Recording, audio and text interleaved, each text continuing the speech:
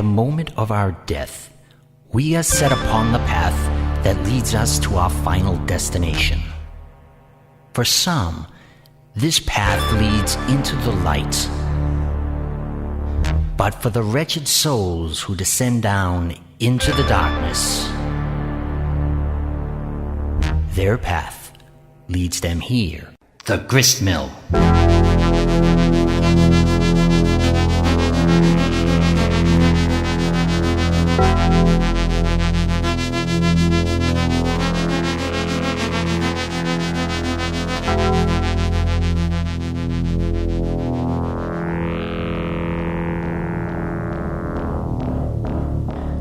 Welcome to the Grist Mill. Welcome to the place of final disposition of the human soul. A place God-forsaken by design, and the place of nightmares from which no one awakes. From the very young to the very old, everyone loves a carnival. The games of chance, the smell of popcorn, and the laughter from the amusement rides thrill us all. Not all rides are amusing, though, as we are about to see in The Dark Ride. I am Inspector 12, and this is the Grist Mill.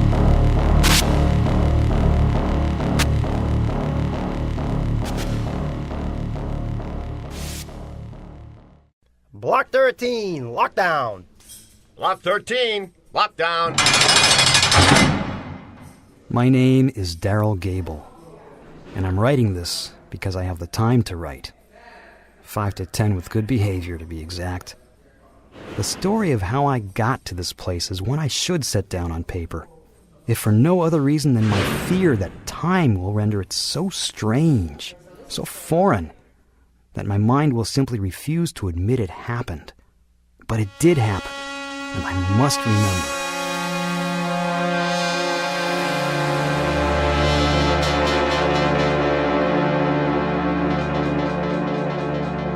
I had an uncle who owned 3 or 4 traveling carnivals, the kind that slip into town in the dead of night, set up in a supermarket parking lot, and slip out before the local authorities can get organized. I asked if I could have a job, and would you believe it? He gave me the job of managing one. That's when I found out carnival manager is a running joke in the amusement industry. You manage a carnival only if you lack the ability to sell pencils on street corners. Still, I got a trailer, and meals, and time. Time to work. It wasn't time enough. Daryl, I know you're in there. I said I didn't want to be disturbed. That's great, Your Highness. Now you want to come out and fix the popcorn machine? It just spit a bunch of hot kernels on some kid's head. Just shut it down. They don't need popcorn anyway. And close that damn door. I lied. There is a shock. I lied about the popcorn machine. It's fine. I just wanted to get inside here. I want to get inside a lot of things. Ariel, please. What's wrong? You're too young. I told you, I'm 18. I'm too old then. What the hell's wrong with you today? I'm trying to sculpt. Ooh, I'm trying to sculpt. Pardon me. Who is she anyway? None of your business. Her butt's too big, and you could give a girl a break and raise those boobs an inch or 2. It's gotta be perfect, you understand? It's gotta be exactly like she was, warts and all. What are you yelling at me for? Because sleeping with you reminds me how much I miss her. Real nice, Daryl. I'm sorry, Jane. And I'm sorry, Ariel. What? Mr. Gable. Vendor. That's perfect. Listen, we have everything we need. You're mistaking me for a peddler. I am not, sir, I assure you. I've come about a position. A what? Position. A job. I'm sorry, it's been a while since I've had to converse in English. Nothing here, we're full up. Hear me out, at least. You never know what opportunities you might be missing. I'm not going to get anything done today anyway. You've got 3 minutes. Thank you. I, sir, am a magician's mechanic. A what? A magician's mechanic. I design the equipment needed to create illusions. Listen, Dad. We are a 3-ride, 5-booth stink hole. We don't have a stage, and we don't need a magician's mechanic. You have a dark ride, do you not? If you mean that dilapidated tin box spook house at the end of the Midway, sure, that's ours. Is it a drain on the troop? I'd dump it in the river today if I thought I could get away with it. Uses too much electricity, takes too long to set up, and if we get a dozen customers a night, we're lucky. Mr. Gable, how would you like that spook house, as you call it, to be the #1 moneymaker on your Midway? To be the biggest moneymaker this flea-bitten refuge for the damned has ever had? My, I don't know that we can handle such big words around here before happy hour. You are an artist, like myself. Who's an artist? You are, of course. The sculpture on your kitchen table over there. The clay under your fingernails. Not much gets by me, Mr. Gable. Just for the sake of argument, what's a magician's mechanic make these days? Will you pay me a straight percentage? 10% of the ride's gross. 10? Sure, Dad. You take your 10%. That will work just fine. Good. Then we're agreed. I shall need some supplies to begin remodeling. Now, wait a minute. I will make you rich, Mr. Gable. I will make you richer than you ever dreamed. If I wanted to get rich, I wouldn't be here.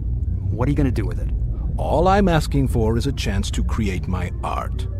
Do we have a deal? You have a week.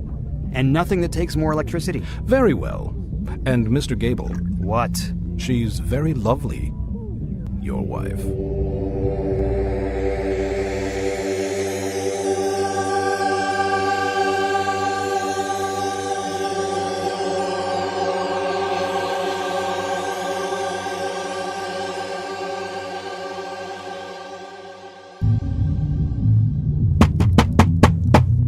Damn it! What? You gotta come. What's broken now? No, come on. Ariel, let go of my Oh, arm. come on. This had better be good. Just shut up and come on. Quit shoving me. I'm not. I'm pulling you. Look. What's happening? It's been like this for half an hour. There are kids running back into town to tell everyone. What are they all doing? Doing? What aren't they doing? Every booth on the Midway has their regular take already, and it ain't even dark yet. There are hundreds of them. Why are they here? Well, look for yourself, stupid. It's the spook house. What did he do to it? Well, duh. He painted it. And he has the stunts all working again and even added some new ones. It's really slick in there, Daryl. You've got to see it. Hey, what's up? Aren't you happy? Michael builds this new ride and everyone's selling through the roof. What did you call him? Michael. That's his name, Daryl. You did bother to ask his name before you hired him, right? I guess I didn't. I didn't think it would last. I gotta go. Come on, let's go on the ride. No! Okay. Don't have a fit. Have him come see me after closing. I'm your messenger now? Just do it!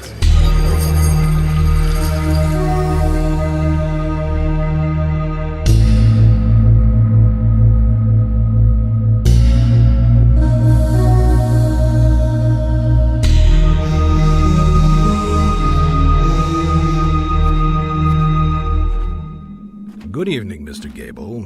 Didn't you get my message? I've been expecting you. I wanted you to come down to my trailer after closing. Yes. Would you like to see the receipts? Never mind that.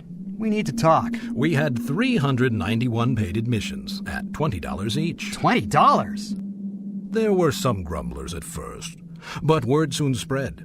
That comes to a grand total of $7,820. This on a windy, cold Tuesday evening, in a town of, 10,000 souls? You see now, Mr. Gable, you've made a very wise investment. What have you done to it?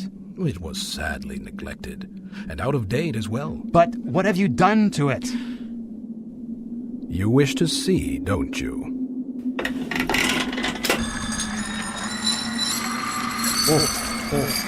Yes, God help me. I did wish to see. He ushered me into one of his cars and practically tucked me in like a benign old grandpa. Hands remain inside the car at all times, please. And enjoy yourself. Then he gave me a push, and the car rolled forward. And I was inside.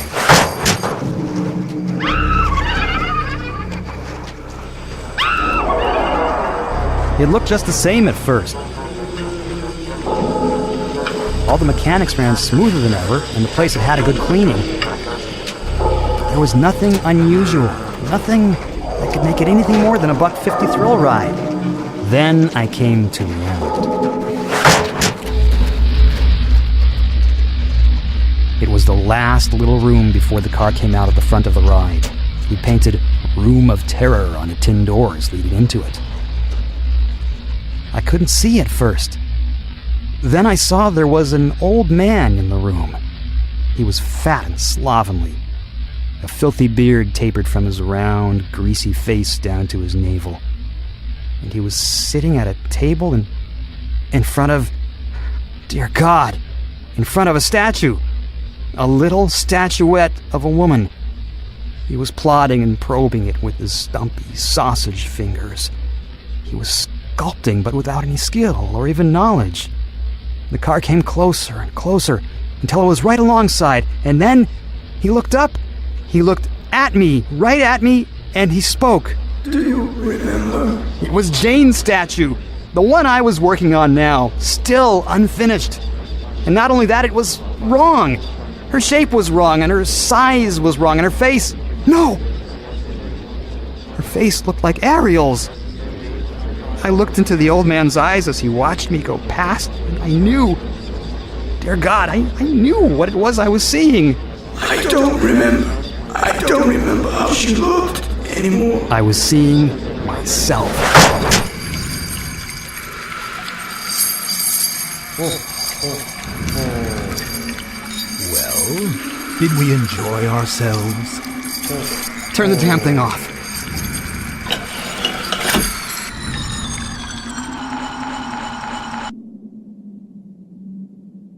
What was that? The last room. The ultimate in terror, of course. It is what each of us fears the most. A dangerous room, if you want to know the truth. But I am here all the time, making sure no one stays inside too long. People pay $20 to see that? To see... Oh, you're not making sense. Don't be ridiculous. Of course they want to see. And they'll pay dearly for the privilege. They always have. To see what you fear the most. To be so close you can smell it and come out the other side. But what do you mean, what each of us fears the most? The room knows you, Mr. Gable. It knows each and every one of those people that were lined up to see it tonight. It knows us all. It knows what we fear the most. And for an instant, for a mere second, really, it will show us. Take it out. You're tired. Take it out. You need to rest. You need sleep. For the last time, take it. Oh, by the way, I've taken my 10%, so here is the rest. $7,038.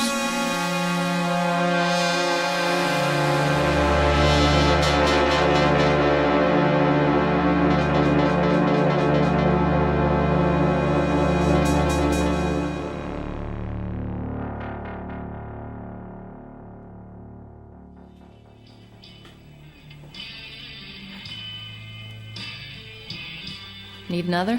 Yeah, give me one for the road, will you? No open containers of alcohol in this. What's wrong? You look like you've seen a ghost. Good evening, Mr. Gable. Did I startle you? What do you want? Oh, nothing. I simply followed an impulse to avail myself of this fine establishment. Bourbon, please. Yeah, sure. Tell me, 2 men over drinks, nothing to hide. Tell me honestly, do you think this is wise, Mr. Gable? Do I think what's wise? Well, you have a heavy coat. You have a bag all packed. You even have a box which, unless I miss my guess, contains the sculpture of your fair wife. You're leaving us. What if I am? You think the show really needs me? That was a charity case and everyone knows it. A traveling show is a funny thing, not unlike a ship at sea. Without a captain, anarchy, violence, death. You be the captain then. I? You are uniquely suited for the job, sir. You are exactly what I need. You? I beg pardon? You said I am exactly what you need. Did I? A slip of the tongue. You are exactly what the show needs. What do you need, Michael? I don't understand. No, I have a few drinks in me. I'm feeling loose and difficult. I really want to know, why are you here? You got a hell of a magic trick in that spook house. Why hide it away with us? Why don't I ply my trade in more fertile fields? Yeah. Oh, believe me, I could. Name the town, name the city. I could take that dark ride and set it up anywhere in the world, and it would thrive. More than thrive. Times Square, New York? Piccadilly, London? Red Square, Moscow? You don't believe me? Yes, I believe you. That's the hell of it. I believe you. That's why I'm leaving the show. Then I shall shake your hand and say goodbye. Why not? What?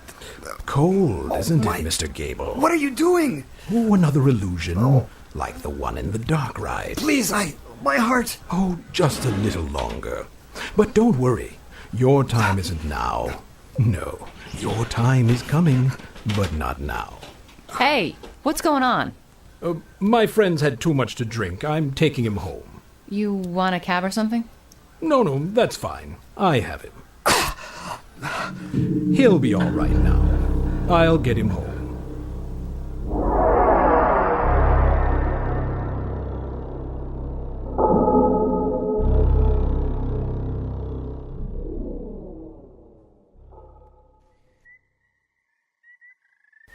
Daryl, are you awake? Where are we? Barstow. Barstow? You weren't supposed to be in Barstow until Wednesday. It is Wednesday. Jesus. What? Michael's been doing it. Getting your trailer moved, keeping the show running. Daryl, I'm scared of him. Yeah? What do you want me to do about it? Fire him. What? Get rid of him. He can't strip the dark ride completely. It's 10 times better than it was, and we got a reputation now. Who'll run it? I can. Is that what this is about? I know I can do it. You just have to give me a chance. Don't say these things. Not about Michael's ride. You don't know him like I do. I've been here longer than you. I worked harder than anybody. If you just... You're awake. Good. Would you excuse us, miss? My name is Ariadne. Of course. Would you excuse us? Mr. Gable and I have things to discuss. He has something to tell you. What? We were talking about it, and Daryl thinks you should leave the show. Ariel! Tell him! Is this true, Mr. Gable? After our discussion in the bar that night, I had to consider it. Yes, I see. You and Ariel had to consider it together. Is that right? Well, such is our industry. May I ask what you plan to do with the dark ride after I'm gone? I'm going to run it. You? I see. Well then, you'll need a complete briefing, won't you? Are you well enough to accompany us, Mr. Gable? Yes. Why aren't we open tonight? Well, I thought it best to give everyone the night off. The last few moves have been difficult, and the receipts have been quite good. Now, young lady, what makes you believe you can successfully operate this attraction? It's a ride, ain't it? You take their tickets, you push the cart. Yes. Have you ever been through? I set it up with you that time. I remember. You were very inquisitive. You wanted to know everything. But have you ever been on the ride? It's important to see things. See them as the customer does. I don't like... You don't like amusements? Are you afraid? Do you remember the tagline? Keep hands and feet inside the ride at all times. And enjoy yourself. See you on the other side. Michael, I don't... Quiet. It is so rare that I operate the ride without extraneous noises. Did you know we can hear her from here? Listen. She's just past Frankenstein. Oh, now she's passing the haunted house diorama. Oh, the Count has just lunged out at her. It delights women so. Michael, please... Wait, Mr. Gable. We're coming to the best part. The Room of Terror. You remember the Room of Terror, don't you? I don't know what you are or how you do these things, but you've got to stop. She's just a girl. She doesn't know what she's saying. You excite yourself, Mr. Gable. What I am is a magician's mechanic. What I do is illusion. That night in the bar, was that an illusion? You trying to kill me was an illusion? Wasn't it? The Room of Terror. She's inside, and now I throw the switch. What? Damn it, let her out! Let her out! Let her out yourself. Well?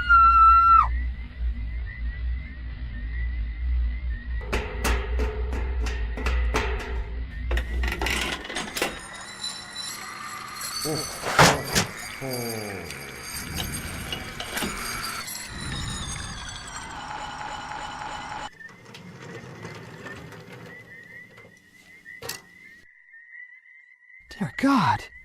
Now, Mr. Gable, don't let's be superstitious. What has it done to her? Isn't it obvious? The Room of Terror knows us, Mr. Gable. It knows what each of us fears the most. In young Miss Ariel's case, she was obviously nothing more than a vain child. Her greatest fear Was growing old. Yes, and that is what the room has done to her. She is old, perhaps 150 years old. Don't worry, Mr. Gable. Don't worry about anything. You're tired. You've been ill. You need to rest. But I'll take care of everything. Everything.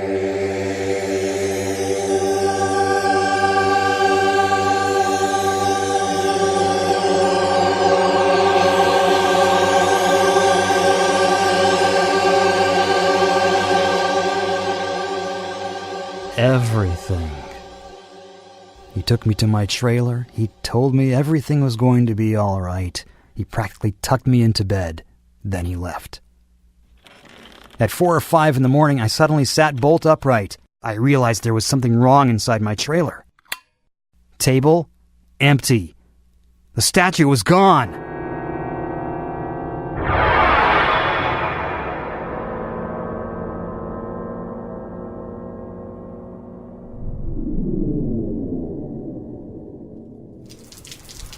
Good evening, Mr. Gable. I've been waiting for you. Ariel? There's a swamp over there. Someone will find the body, I dare say, but not for a while. By then, the show will be long gone. And besides, who would link the body of an old woman with a missing teen? Where is my sculpture? Safe, I assure you. What the hell do you want with it? It's meaningless to anyone but me. Which is why I want it, obviously. Why? I have a business proposition for you. You don't have anything I want. Oh, that's where you're wrong. I have a little talent that, unlike these other sleights of hand you see around you, is really quite remarkable. When the moon hangs low in the autumn of the year, orange and red with the smoke of burning fields, I can turn my nose to the wind and smell the likes of you. You are despairing, Mr. Gable. But unlike normal people, your despair runs to the core. The liquor you drink won't deaden it. The sculpture you're attempting to create won't assuage it. It's like a little black lump, right there, right by your heart. And it's growing by the day. It's a gift, if you want to know the truth. Most people live through their humdrum lives, suffering their humdrum little crises, and do you know what happens after a week or two? They forget. They're like children. They're shallow. You and I are deep. You and I have suffered something profound, something that rearranges the very fabric of our souls. And you know what it means, Mr. Gable? It means we can live. What are you offering exactly? A traveling show. Gable and Nightshade's extravaganza of earthly delights. You and I, partners. We can pack the show onto ships and cross the ocean. We can keep going and never stop. That's what it means to live on a round world, you know. You can keep going and never come to its end. This is ridiculous. You sound like you're offering me eternal life. Oh, no, not eternal. We are all mortal, after all. Then what? Time. This little dark ride of yours, It's the 96th I've repainted. My art is spread across 10,000 miles and 10 decades, and I will go on creating, just as you can. We're artists, Mr. Gable. There is no place in that world out there for us. So take my offer and join the world in here and go on creating for centuries. I know what you fear after all. I saw it in the room of terror after you left. I saw its imprint on the very walls. You fear growing old and forgetting. You fear never finishing that sculpture. Come with me, and there will be time to fashion her into Venus herself. You don't have the power to do this. Nobody does. It's a business proposition, Mr. Gable. Then I refuse. Then you will die. Tonight. The touch I gave to your heart in the bar, it's killing you even now. You're lying. I'm holding it like a tether. If you walk away, I let go, and you die. I've been waiting for someone like you for 60 years. A partner, a confidant. Someone who understands the depths to which we'll go. You'll stay, because you know I'm right. Give me my statue. It's in there if you want it. You know which room I put it in, don't you? Go on, try and get it if you can. I don't have any intention of getting it. Mr. Gable, I'm warning you. If you're the devil, you can stop me from doing this. You can't! It's just kerosene. The stunts! The wiring! You'll burn up that statue! Everything! I know. You're killing it! Let it burn! No! No! He ran into the dark ride. The fool ran in. No! No! I stood and I watched it burn. And as the smoke and flames seared through every crack, every seam, I could hear him. He was still trying to save it. Save himself. No! No! Whatever he was.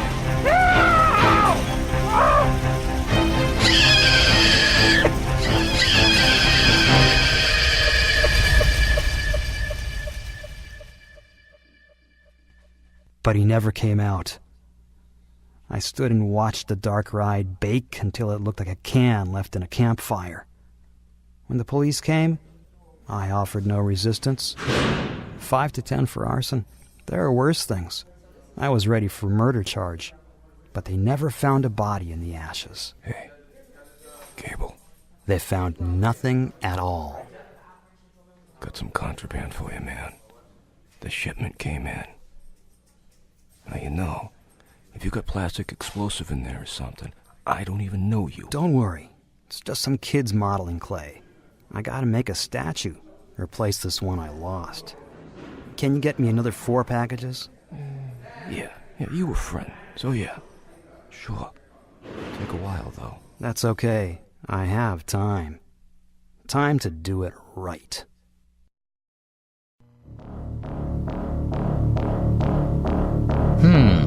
It seems our friend Darryl made the right choice. Evil in any form is something to be avoided at all costs.